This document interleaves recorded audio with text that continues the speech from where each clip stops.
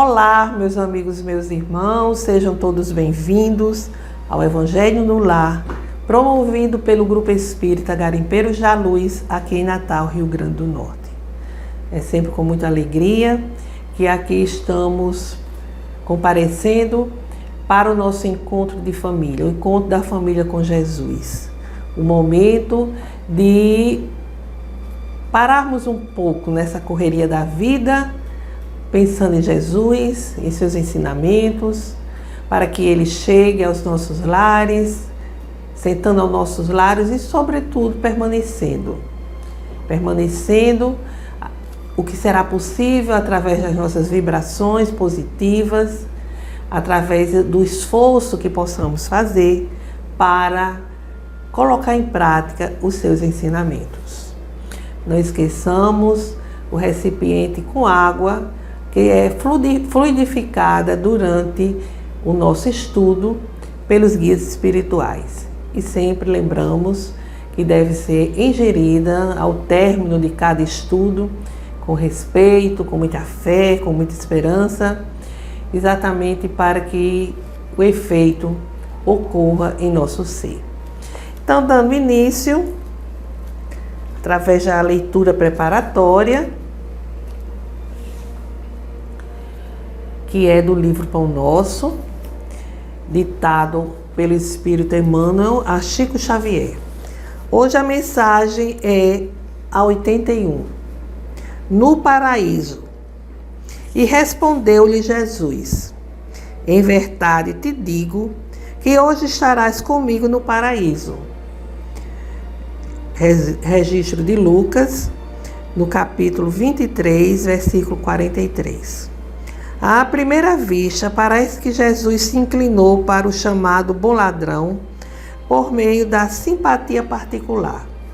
Mas não é assim. O mestre, nessa lição do Calvário, renovou a definição de paraíso.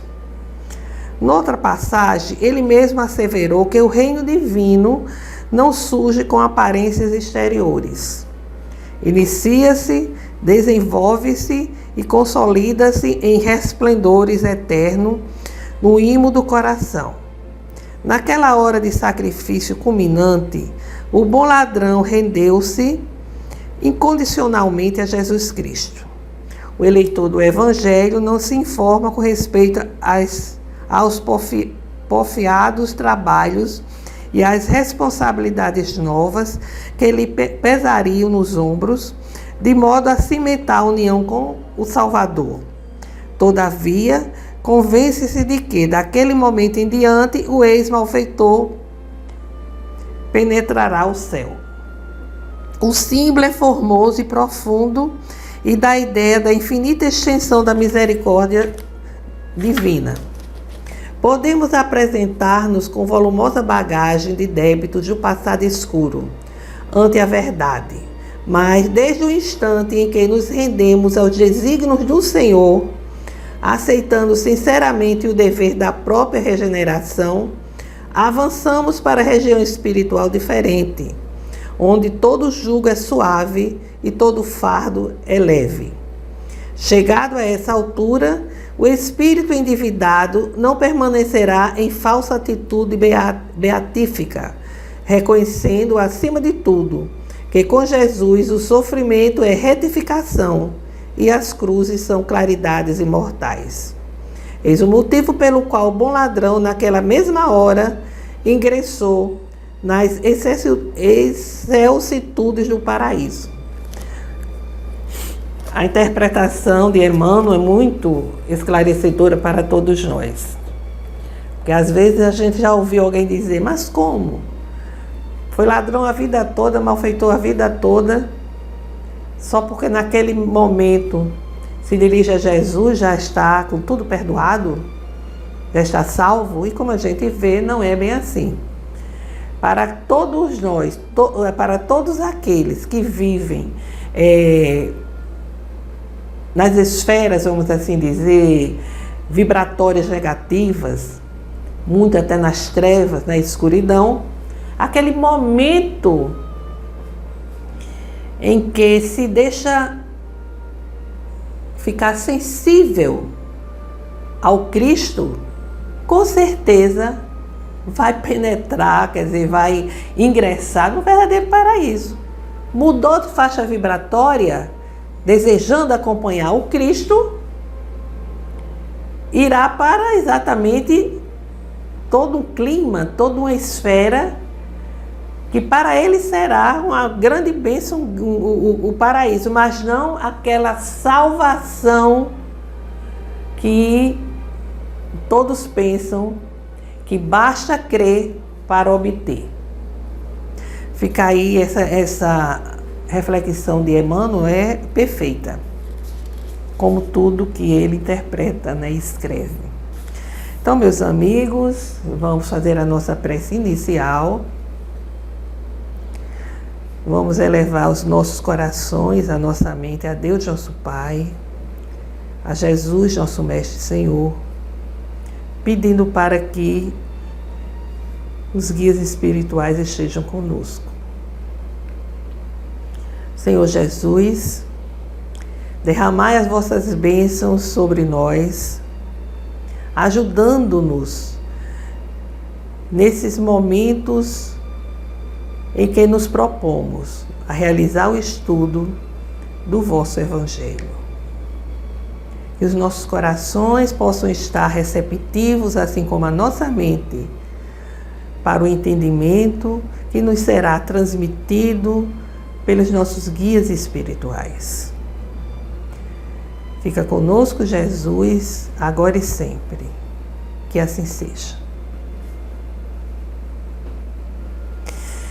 Dando prosseguimento ao estudo do Evangelho a partir do livro de Joana de Ângeles, Jesus e o Evangelho à luz da psicologia profunda, psicografia de Divaldo. É um livro que ela compôs a partir de ensinamentos que ela pensou, vamos assim dizer, do Evangelho do Cristo. E hoje nós vamos ter Luz da Caridade. Então, vai, diz Jesus, e faz o mesmo. É o registro que nós encontramos por Lucas, capítulo 10, versículo 37. E esse conteúdo, né, esse ensinamento está no Evangelho segundo o Espiritismo, no capítulo 15, item 10. Bem, meus amigos, esse ensinamento está no capítulo 15 do Evangelho segundo o Espiritismo, que Kardec colocou como título: Fora da caridade não há salvação. E ele se refere a vários temas, né? Subtemas, vamos assim dizer, compondo esse capítulo, né? Tudo referente à prática da caridade. E ele, no livro de Joana, ela vai mencionar, como a gente já falou, essas palavras de Jesus. Então, vai, diz Jesus, e faz o mesmo. É exatamente em referência à parábola do bom samaritano. Essa parábola linda, maravilhosa, né, que todos nós conhecemos. Porque Jesus estava a falar para as pessoas quando o doutor da lei se levantou e perguntou a Jesus o que seria necessário, preciso para possuir a vida eterna. E Jesus responde: que é o que está escrito na lei? Que ledes nela? Aí ele responde: amareis o Senhor vosso Deus de todo o vosso coração, de toda a vossa alma, de todas as vossas forças e de todo o vosso espírito e vosso próximo como a vós mesmos. Aí Jesus diz: respondestes muito bem, fazei isso e vivereis. Mas ele estava realmente com desejo de provocar, né, de Jesus. Então ele diz: E quem é o meu próximo? Aí quando Jesus, tomando a palavra, narra a parábola, tomando a palavra, narra a parábola do bom samaritano, né? Aquela história em que o homem, ele descia de Jerusalém ficava no alto, não sei se ainda fica, no alto, e ele estava descendo para Jericó. E no meio do caminho, ele foi assaltado, bateram muito nele, roubaram tudo que tinha, ele ficou lá jogado, quase morto. E por ali vai passar, vamos ver aqui,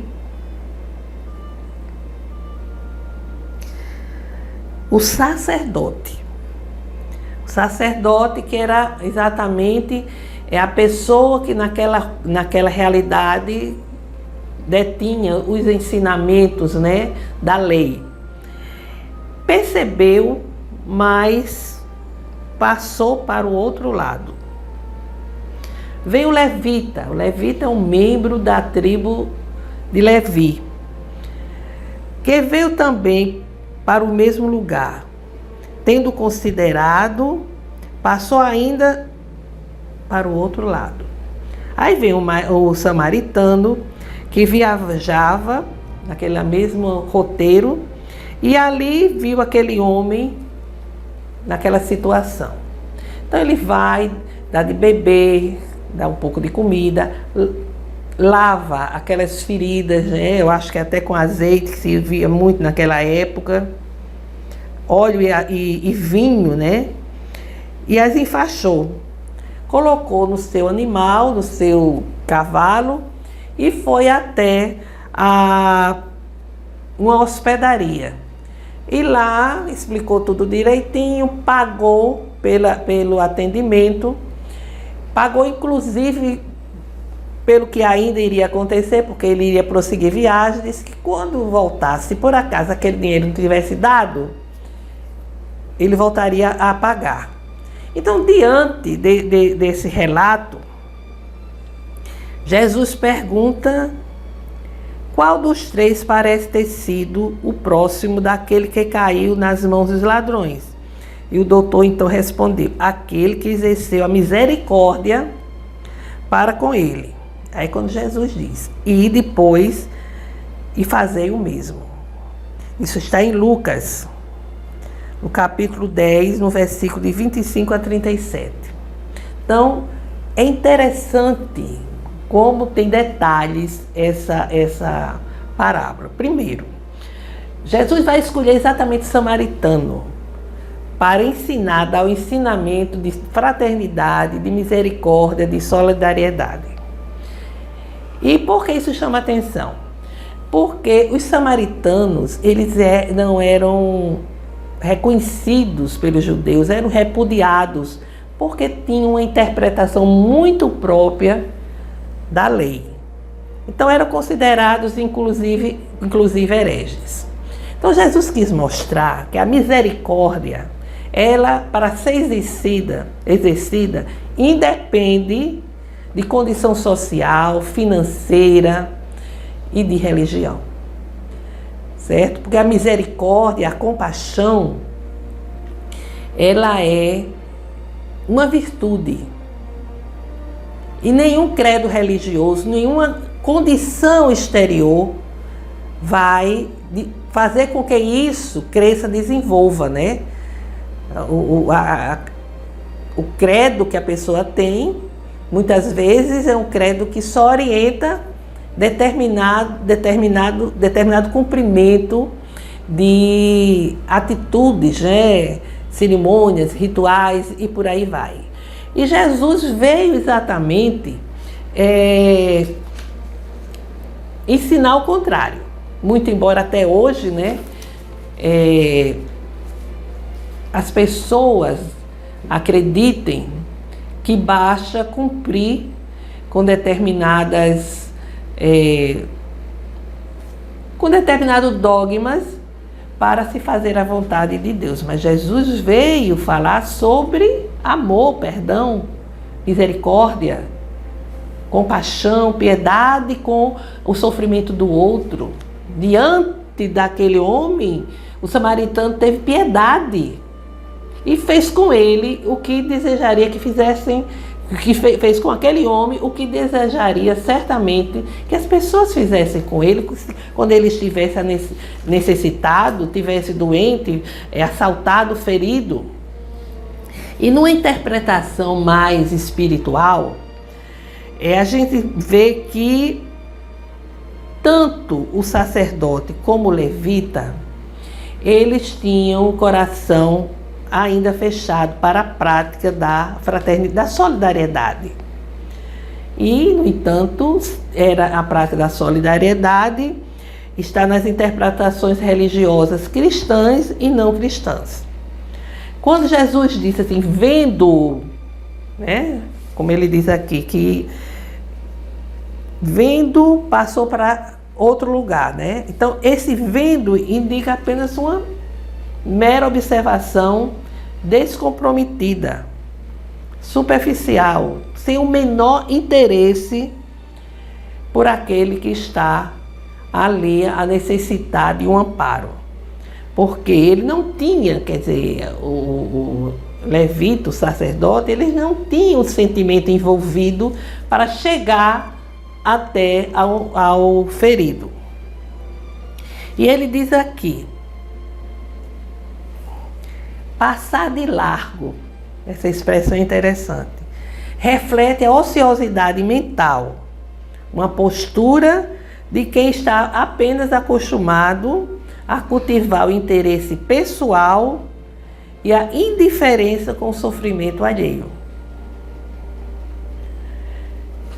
São, portanto, o sacerdote e o levita representantes de religiões que não estão preocupadas com a comunidade, com a coletividade, que trata dos interesses dogmáticos e do culto de suas igrejas. Tudo muito fechado, tudo muito reservado, certo? Sem essa visão maior de estender a sua ação, de estender a sua misericórdia a todos, independentemente da crença religiosa, independentemente da posição em que a pessoa ocupa naquela coletividade, naquela sociedade. Porque a prática, né, a prática da caridade, ela engloba a caridade verdadeira, né, a caridade em essência. Ela engloba muitas outras virtudes. Você faz a caridade, se ela é verdadeira, se ela é autêntica, você faz porque você está tendo misericórdia do seu semelhante. Está com compaixão daquela pessoa que está sofrendo.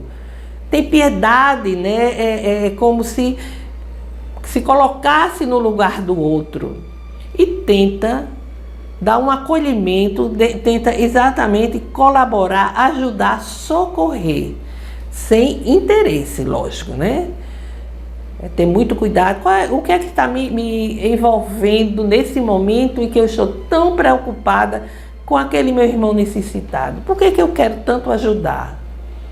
Será que é porque a minha religião orienta, aconselha? Será porque eu sou temente a Deus e quero que Ele me retribua com bênção, com paz, com saúde? Estou querendo, assim, aparentar para os que estão ao meu redor que eu sou uma pessoa correta, uma pessoa boa? É lógico que mesmo assim fazer o bem ainda vale a pena, porque nós ainda estamos aprendendo, nós estamos ainda começando o aprendizado, e a gente começa assim a fazer o bem com essas imperfeições, com essas intenções que não são positivas, que não são boas, mas isso vai fazendo com que a gente vá aprendendo. De tanto insistir, de tanto persistir, o sentimento vai sendo desenvolvido, vai crescendo, vai exatamente emergindo de dentro de nós. Porque temos a centelha divina de todas essas virtudes. E essa centelha, ela vai desabrochar, ela vai eclodindo à medida que vamos vencendo as nossas imperfeições. Certo? O uso do nosso livre-arbítrio, né? De repente o nosso livre-arbítrio não está sendo devidamente, conscientemente utilizado. Então, meus amigos, nesse capítulo, Kardec ele acrescenta o ensinamento de Paulo apóstolo. Que Paulo ele conclui por ele mesmo, por todas as influenciações positivas que ele vai abraçando, que fora da caridade não há salvação. E ele diz, porque a gente sempre ouve falar que estão inventando aí que fora da caridade não há salvação, com relação aos espíritos, como se nós tivéssemos criado essa expressão. Mas não, foi Paulo. Ainda quando eu falasse todas as línguas dos homens e mesmo a língua dos anjos, se não tiver caridade, não seria senão como um bronze sonante e um símbolo retumbante. E quando eu tivesse o dom da profecia, penetrasse todos os mistérios e tivesse uma perfeita ciência de todas as coisas, quando tivesse ainda toda a fé possível até transportar as montanhas, se não tivesse a caridade, eu nada seria. E quando tivesse distribuído meus bens para alimentar os pobres, tivesse entregue meu corpo para ser queimado, se não tivesse caridade, tudo isso não me serviria de nada. A caridade é paciente, é doce, é benfazeja. A caridade não é invejosa, não é temerária e precipitada. Não se enche de orgulho, não é desdenhosa, não procura seus próprios interesses, não se milindra e não se irrita com nada. Não suspeita mal, não se regozija com a injustiça, mas se regozija com a verdade. Tudo suporta, tudo crê, tudo espera, tudo sofre. Agora, essas três virtudes, a fé, a esperança e a caridade, permanecem, mas entre elas a mais excelente é a caridade. Palavras de Paulo, o apóstolo. Primeira epístola dele aos Coríntios. Capítulo 13, versículo de 1 a 7 e 13. Aqui são as palavras de Paulo. E ele vai voltar durante a codificação e vai dar uma mensagem reforçando que fora da caridade não há salvação. Ele dá essa mensagem em Paris em 1860. Porque ele chegou a essa conclusão. A caridade envolve o sentido do amor e da justiça de Deus. Quando a pessoa exercita a caridade, está dando testemunho do amor de Deus e da sua justiça. Está sendo exatamente um veículo desse amor e dessa justiça, fazendo chegar até as pessoas. Recentemente, nós tivemos um depoimento de um grande amigo, que Jomar Moraes, como todo mundo conhece, ele fez uma viagem, como ele diz, de mochileiro mesmo, né? E foi simplesmente à China num período de muito inverno. Abaixo de zero, não sei quantos graus. E ele, subindo lá na muralha da China, quando chegou no meio, ele viu que não iria suportar. Ficava cada vez mais frio, né? Aí quando ele volta, se sentindo muito debilitado, foi até uma estação de metrô, não lembro para onde ele ia, e simplesmente ele desmaiou. Quando ele acorda, está rodeado de pessoas querendo saber o que ele tem, o que ele estava sentindo, e ele disse, não, eu estou apenas com fome. Aí cada um que tirasse de sua mochila um sanduíche, uma fruta para dar a ele.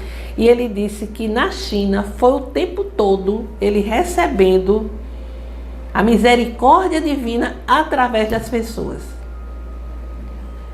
Ele se sentiu exatamente recebendo de Deus a misericórdia divina.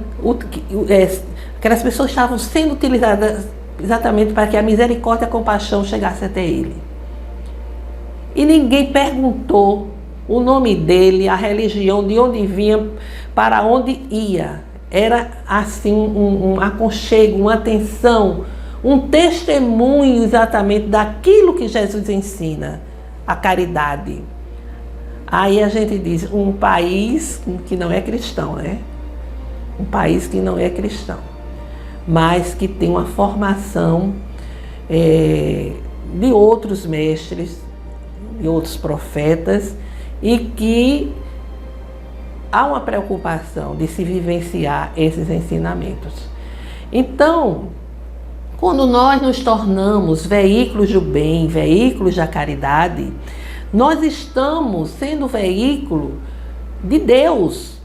Deus nos usa para fazer chegar o amparo, o socorro, a sua misericórdia aos nossos semelhantes e, consequentemente, a nós mesmos. A oportunidade da caridade, a oportunidade do socorro, de servir, na verdade, são concessões divinas, porque através dessa prática, dessa vivência, Deus está tendo misericórdia, tendo em vista as nossas inúmeras imperfeições, tendo em vista que ainda temos um lado ainda muito sombrio, como diz Joana de Ângeles, né? O nosso lado sombra, é o ego, né?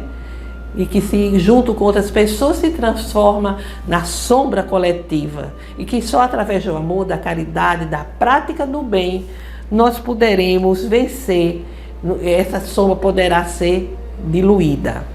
É uma mensagem, sem dúvida, belíssima. O testemunho de Jomar me comoveu muito, me fez fazer muitas reflexões.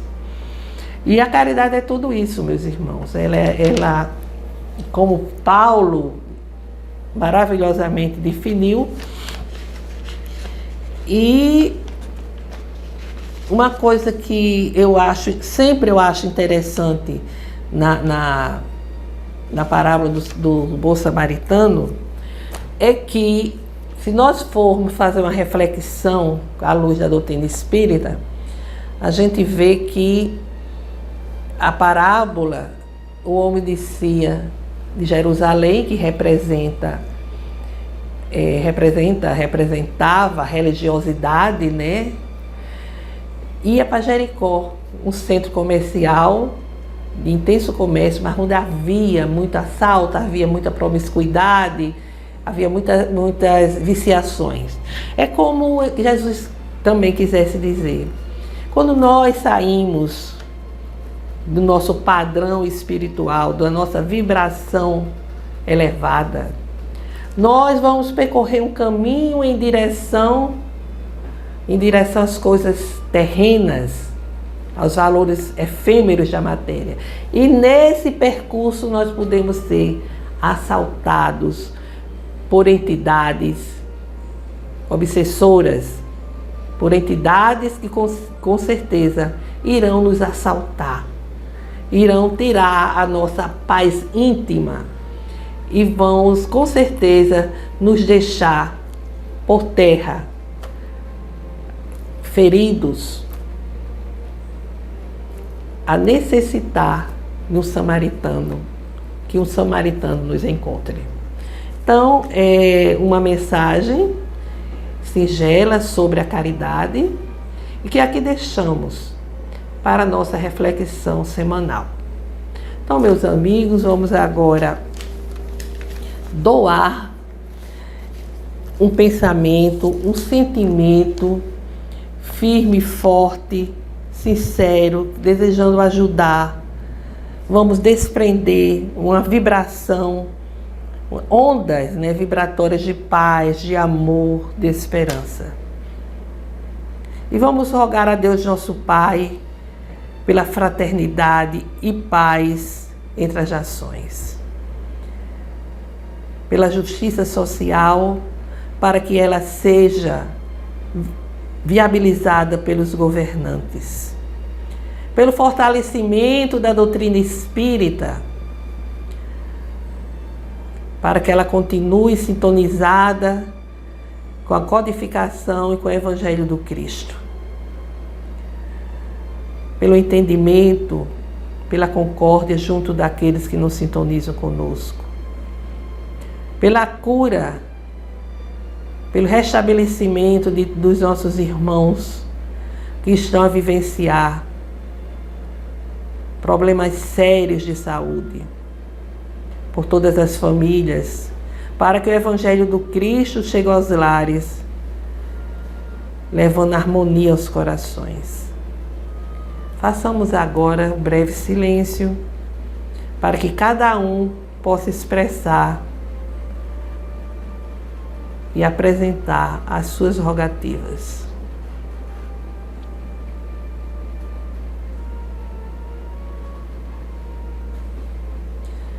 Recebei, Senhor Deus Criador, as nossas rogativas. Derramai vossas bênçãos, a vossa graça sobre todos nós, para que, fortalecidos, possamos enfrentar os desafios da vida terrena com fé e esperança. Pai nosso que estais em toda parte, glorificado e santificado seja o vosso nome no louvor de todas as criaturas. Venha a nós o vosso reino de amor e sabedoria. Seja feita a vossa vontade acima dos nossos desejos aqui na terra e em todos os ciclos espirituais. O pão nosso do corpo e do espírito dai-nos hoje. Perdoai, Senhor, as nossas dívidas, ensinando-nos a perdoar os nossos devedores, com esquecimento de todo o mal, não permitindo que venhamos a cair nas tentações das nossas próprias inferioridades. Livra-nos, Senhor, de toda maldade, para que possa assim reinar a paz do entendimento e o amor na caridade, hoje, amanhã e sempre. Que assim seja. Encerramos o Evangelho no lar de hoje, desejando a todos uma semana de saúde, paz e harmonia. Até breve.